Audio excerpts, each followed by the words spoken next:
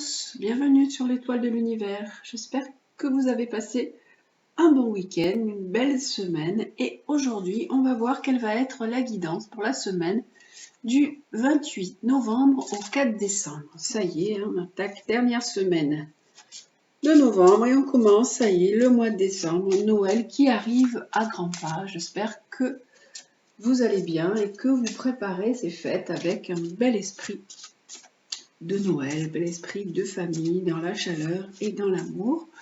Et on commence avec la planète qui nous accompagne pour cette semaine. Alors, hop, vous avez vu donc que nous avons quand même des belles énergies. On a eu la nouvelle lune là en Sagittaire qui nous a mené des énergies beaucoup plus positives. Je pense que peut-être vous pouvez ressentir ces énergies qui sont moins lourdes que celles qu'on avait eues précédemment. Alors, la planète qui nous accompagne cette semaine, quelle est-elle? Hop là. Alors, celle qui va nous accompagner cette semaine, ce sera Pluton. Pluton qui est la planète des changements, la planète des transformations, la planète mourir pour renaître. Donc, il faut laisser des choses derrière soi. Il faut se nettoyer, se liquider des choses du passé. Peut-être même liquider des choses qui nous embarrassent. Se débarrasser de choses qui sont toxiques pour nous, aussi bien de choses au point de vue alimentaire, au point de vue personne. En fait, ça demande peut-être un peu un délestage, Pluton. Hein. Pluton, c'est on vide ses poubelles et on se nettoie de choses qui nous encombrent. Hein. D'ailleurs, on peut voir sur la carte, nous avons là la tête de mort. Pluton, c'est le maître des enfers. Hein. Il descend profond et il remonte pour pouvoir faire ce nettoyage. C'est aussi une carte de pouvoir, hein, ça nous parle de peut-être aussi reprendre le pouvoir sur nous-mêmes. Donc cette semaine, on a ces énergies qui sont en présence, reprendre le pouvoir sur nous-mêmes et lâcher sur des choses qui n'ont plus lieu d'être, qui n'ont plus besoin d'être là. On va regarder quelle est donc l'ambiance de cette semaine avec le Tarot de Marseille. Qu'est-ce qu'il nous propose pour cette semaine avec cette carte de Pluton? Alors, avec le Tarot de Marseille, qu'est-ce qu'il nous propose pour cette semaine? On va commencer par une, tout simplement. Alors, par le chariot. Alors, la jolie carte du chariot qui est là avec Pluton. Pluton nous dit qu'il faut se délester, qu'il faut lâcher des choses derrière soi. Et le chariot, c'est prendre sa vie en main de façon différente. Vous devez vous reprendre en main. Alors, soit ça peut être d'un point de vue santé, d'un point de vue affectif, ça peut être d'un point de vue même travail, hein, avec cette carte du chariot. On voit dessus deux chevaux qui vont un dans un sens et un dans l'autre. Et là, on voit cet homme, le jeune homme là, c'est lui qui mène la barque et qui dit voilà, moi c'est moi qui décide, je veux faire comme ça. Donc cette semaine, on vous dit, et ça parle également de pouvoir avec Pluton, reprendre le pouvoir sur soi-même. Ça peut être en relation avec l'autre, avec les autres, le conjoint, le partenaire ou le côté social. On a également une deuxième carte qui nous parle le mat, qui nous dit que il est peut-être temps pour vous de prendre votre baluchon et de partir. Alors bien sûr, ça ne concerne pas tout le monde, vous savez que c'est un tirage général, donc pour certaines personnes, il est temps de changer de direction et de garder que l'essentiel et de s'en aller comme le mat là qui prend un chemin. Et donc cette carte peut également parler de bouleversement, de déménagement. On peut partir, on peut déménager et on peut laisser des choses derrière soi. Ça peut également parler de voyage. Hein. On peut prendre son baluchon dans quelques temps, là, partir et faire un voyage et se délester de choses qui nous encombrent un peu, hein, lâcher un peu sur le mental, sur la tête qui est toujours là et qui est toujours présente. Parce qu'en fait, on a la carte de la force qui nous dit que il est temps maintenant de reprendre la maîtrise sur notre vie, de maîtriser nos instincts, maîtriser toutes les choses qui n'allaient plus, mais de le faire dans une force tranquille, dans une force vraiment sereine, ne pas mettre de la violence, au contraire. Là, cette carte dit qu'il faut être comme une main de fer dans un gant de velours. Hein, On voit la carte de la force, on voit son visage et la force vraiment tranquille. Il est temps maintenant de faire sortir des choses qui sont en vous et qui doivent émerger pour commencer un nouveau chemin. Hein, avec ce Pluton qui dit on meurt pour renaître, on laisse et on redémarre. Ça parle également, en fait, en synthèse de ces cartes, ça parle également beaucoup d'inquiétude et d'angoisse. Il y a des angoisses qui sont liées à ce changement de situation. Il y a un changement de situation qui est là, qui est présent, qui est peut-être pas encore bien émergé. Il est latent. Et ça vous angoisse, ça vous provoque un peu de déprime, d'inquiétude, parce qu'en fait, vous ne savez pas vers quoi vous allez aller.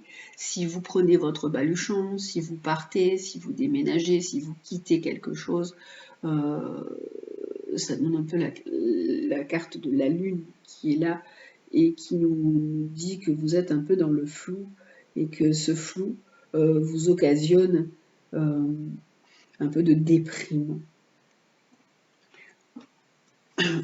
Voilà pour la carte de avec Pluton, la carte qui nous donnait l'ambiance et en même temps les cartes du tarot qui nous parlent de quelque chose de général. On va aller voir quelle est, avec les cartes de la loi d'attraction, qu'est-ce qui nous est proposé pour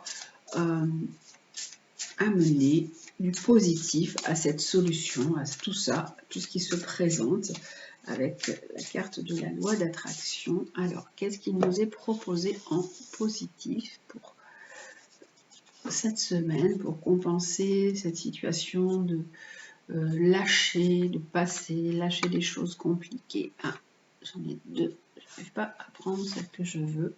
Alors, il est dit, mon aptitude à recevoir est proportionnelle à mon aptitude à avoir des pensées positives. Donc, il faut que vous soyez ouvert.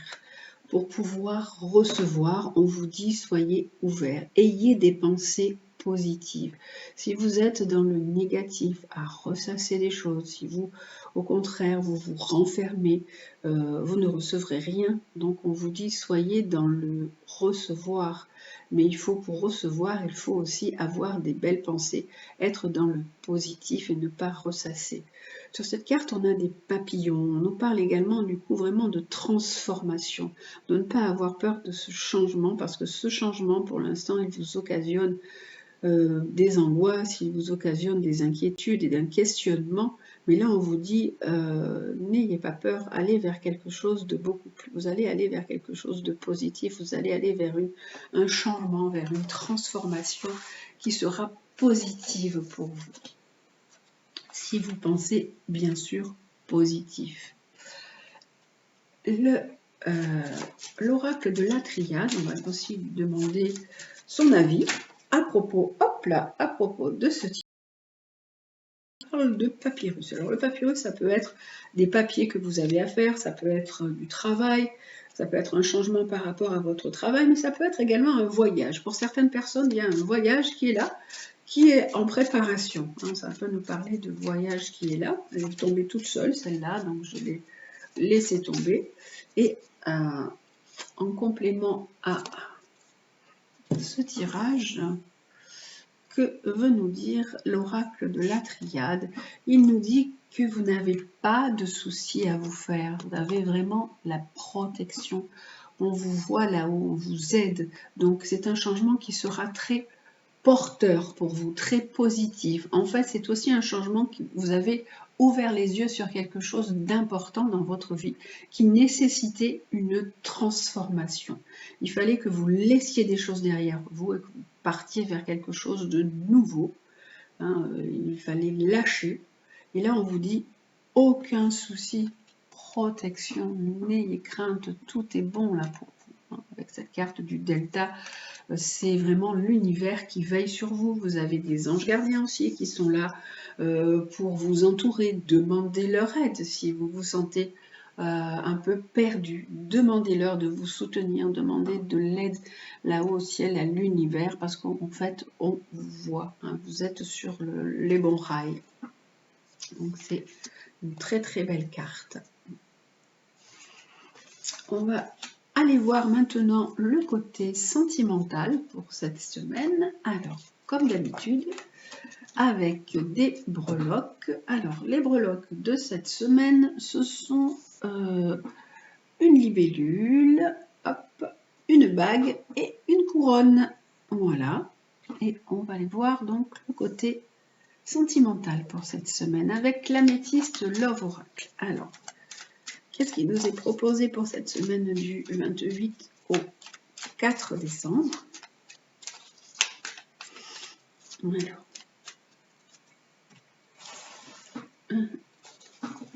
allez, hop, sous la libellule, la bague et la couronne au choix. Je vais les remettre de façon à ce que vous les voyez un petit peu mieux. Voilà, 3 cartes sous chaque comme d'habitude et on va aller voir ce qui se présente. Alors, hop, voilà, c'est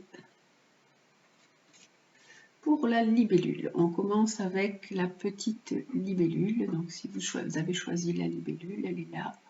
Je vais peut-être descendre un petit peu pour que vous voyez mieux. Toujours du mal avec la caméra à régler. Je ne suis pas très douée. Je cherche la façon que vous pouvez voir le mieux.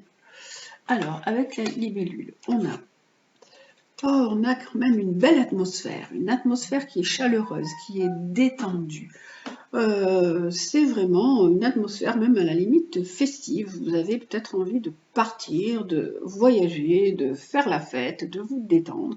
Ça peut être pour des personnes qui sont cancer, lion ou vierge aussi par rapport à votre partenaire.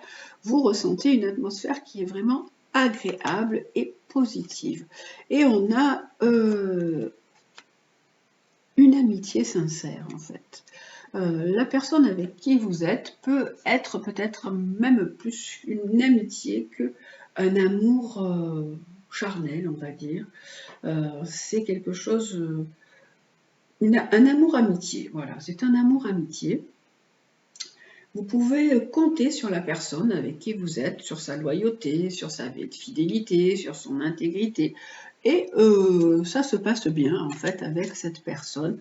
Par contre, on nous dit qu'il manque quand même un peu de dialogue dans votre relation. Par moments, vous pouvez quand même vous sentir un peu seul, un peu isolé. Il faut vraiment remettre de la communication au sein de votre relation, hein, même si cette relation se passe quand même bien. Il y a un peu d'enfermement de la part peut-être d'un ou de l'autre, ou de la part des deux. On n'ose pas, on reste un peu sur de la réserve, on n'ose pas trop s'exprimer ou pas trop exprimer ses sentiments, ou pas trop parler. Et donc il est important de remettre du dialogue dans votre relation. Pour vous qui avez choisi la petite bague, qui n'est pas belle d'ailleurs, il manque une pierre dessus, c'est la breloque qui est comme ça. Mais bon. Voilà. Donc, on a un projet. Alors, vous avez des projets avec votre partenaire, des projets de vie commune, des projets peut-être même pour des personnes qui sont plus jeunes, de naissance, d'avoir envie de former une famille. Et là, on a vraiment une relation qui est stable, qui est basée sur la fidélité, qui dure dans le temps. On a vraiment envie de créer quelque chose, un ancrage, se poser et faire un ancrage, de composer une famille, de composer une vraie famille, hein, dans la joie et dans la bonne humeur. Mais il y a quand même du coup une séparation. Alors, ce jeu dit que vous êtes parti sur des bases de réaliser quelque chose avec un partenaire. Votre idéal était de réaliser une famille, la famille idéale, d'avoir un enfant, de concrétiser quelque chose. Et là, on nous parle quand même de séparation. Alors, il y a quelque chose qui se termine. Et on ressent quand même beaucoup de déception, beaucoup de douleur, beaucoup de tristesse par rapport à ce projet qui était un projet heureux et joyeux. Là, on nous parle de cassure et de fin. Pour la couronne, on va aller voir ce qu'il y a pour la couronne. Alors, on a le cœur, là, la vie en rose, tout se passe bien, les échanges sont bons, il y a vraiment de l'harmonie, du bonheur, la relation est agréable. Vous pouvez beaucoup échanger par message interposé, par réseaux sociaux. Excusez-moi, mais j'ai un peu mal à la gorge. Donc, voilà, par réseaux sociaux. Les échanges se font plus de cette façon-là. Et on nous dit qu'il faut rester patient par rapport à cette relation, parce que vous en entendez certainement plus, mais il faut de la patience. Là, on nous dit qu'il faut attendre. Hein. Il y a de la patience. Au bout de 2 mois, vous allez avoir un résultat, quelque chose qui va pouvoir émerger. Je vais prendre une carte sur le jeu du milieu, là, qui nous parle de séparation, malgré le bonheur qu'on en attendait. Je vais mettre une carte juste sur celle-ci. Alors, on a... eh oui, en fait, il faut prendre une décision. Vous êtes au bord, alors si la rupture n'est pas encore vraiment prononcée, vous êtes au bord de la rupture, il y a un choix à faire, un choix à prendre en votre âme et conscience, même si c'est difficile et si c'est compliqué, et que vous aviez basé votre vie sur un idéal de famille, faire quelque chose d'heureux et de beau. Votre idéal est en train de s'envoler. Et là, on nous dit qu'il faut vraiment prendre une décision en votre âme et conscience. Alors, puisque j'y suis, on va continuer. On va prendre une sur celle-ci.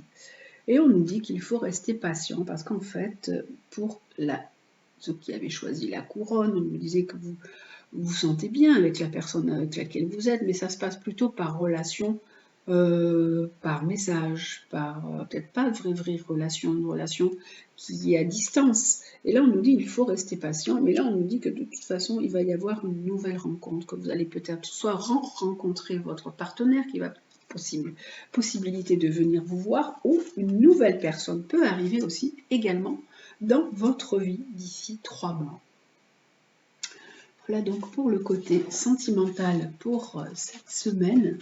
Et on va terminer avec les animaux guides. Quels sont les animaux qui vont nous apporter leur sagesse? Alors, les animaux guides. Quel est l'animal de la semaine pour nous tous? Qu'est-ce qu'il va nous dire, cet animal? Qu'est-ce qu'on doit faire cette semaine? Sur quoi on doit se baser? Alors, hop, pour cette semaine. Quel est l'animal qui va nous accompagner cette semaine?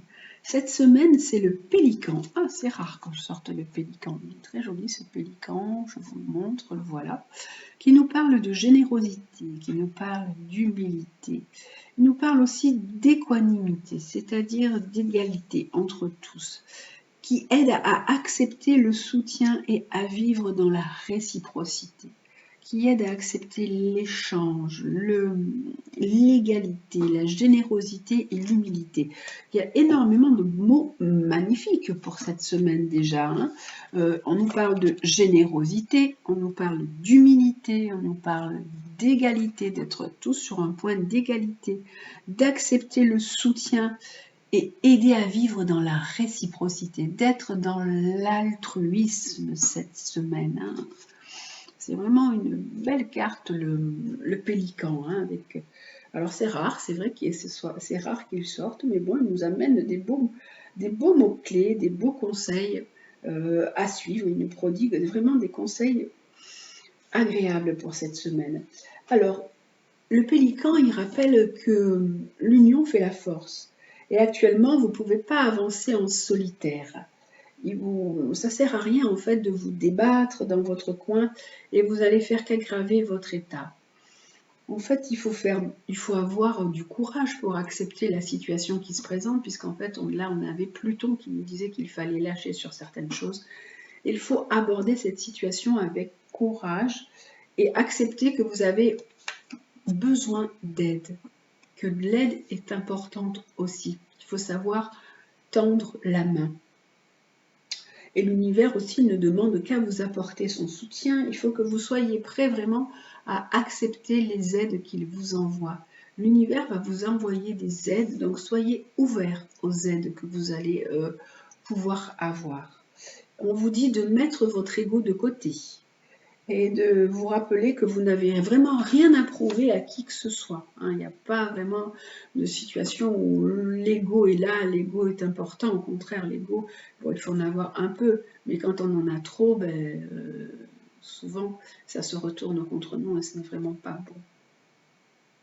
Quelles que soient donc les épreuves que vous traversez, les difficultés que vous rencontrez, en fait, vous serez vraiment en mesure de les surmonter là, avec Pélican. Le Pélican, il vous délivre le secret aussi d'une véritable générosité. Aujourd'hui, vous recevez, demain, vous donnerez. Il faut être dans cet échange, comme dans la respiration, l'inspire et l'expire, c'est le donner et le recevoir. Sachez vous ouvrir. Il y en a beaucoup qui savent donner, mais qui ne savent pas recevoir. Donc, sachez être dans ce libre-échange de donner et de recevoir, sans attente et vraiment sans jugement. Vous n'êtes pas seul, vous êtes soutenu, ensemble, tout est possible. Il faut vraiment vous arriver à vous libérer de ce qui vous pèse, ne pas sombrer et au contraire accepter l'aide qui vous est proposée et même demander de l'aide. Soyez sur vraiment un plan d'égalité avec tout le monde et mettez votre ego de côté, mettez-le bien de côté même. Pélican, il représente le dévouement, il représente la générosité, il représente l'abnégation, la réciprocité, le soutien désintéressé. C'est une belle carte, Pélican. Il est d'une grande maladresse. Vous savez que quand le pélican il atterrit, il est vraiment d'une grande maladresse sur le sol. Mais quand il est dans l'air, il est vraiment très agile. Il est adroit, précis dans l'air. Il est très à l'aise sur l'eau aussi. Donc il y a vraiment une habileté à développer. Cet animal, il incarne des valeurs d'entraide, mais aussi de sacrifice pour autrui. Pélican, il est très porté à soutenir son clan. Il fait aussi appel au soutien du clan. C'est la force de l'unité, c'est la force d'union, c'est la force du nombre. La médecine de Pélican, c'est l'égalité qui remplace l'ego, et c'est important. C'est se tourner vers l'autre, se tourner vers les autres, c'est l'altruisme, c'est se rendre compte qu'on est tous interdépendants les uns des autres, que la revendication individuelle, elle n'existe pas.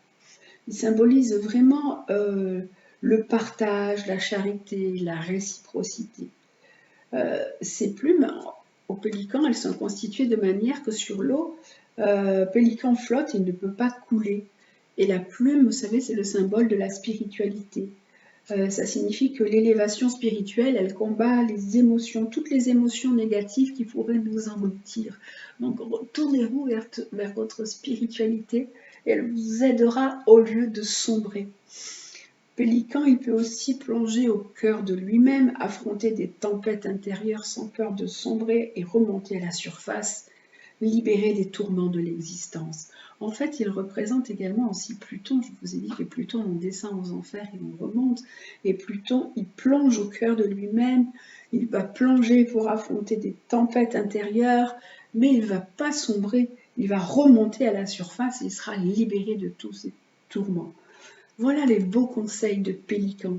Faites preuve de générosité, d'humilité, oubliez votre ego, tournez-vous vers les autres, soyez dans le donner et dans le recevoir, dans ce libre-échange, dans ce partage, dans cette équanimité. Et acceptez le soutien et vivez dans la réciprocité. C'est une belle carte, cette carte. On a vraiment des beaux conseils pour cette semaine. Et on va en prendre une autre. J'ai aussi les animaux chamaniques. J'aime bien celle-ci aussi. Là, les animaux sont faits en beaucoup plus gros. Il y a d'autres conseils qui viennent en complément. Donc, pour cette semaine du 28 au 4, qu'est-ce que nous avons avec les animaux chamaniques? Quel est l'animal aussi qui nous apporte son conseil pour cette semaine? Alors, je reprends parce que je ne suis pas... Hop, voilà. Alors, celui qui va nous apporter son conseil pour cette semaine, ce sera celui-ci. C'est le lièvre qui nous dit qu'il faut utiliser ses peurs pour agir. Alors, on a deux animaux. On a un animal qui parle d'air, des idées, et un animal qui parle de terre, qui parle aussi d'ancrage. Pardon.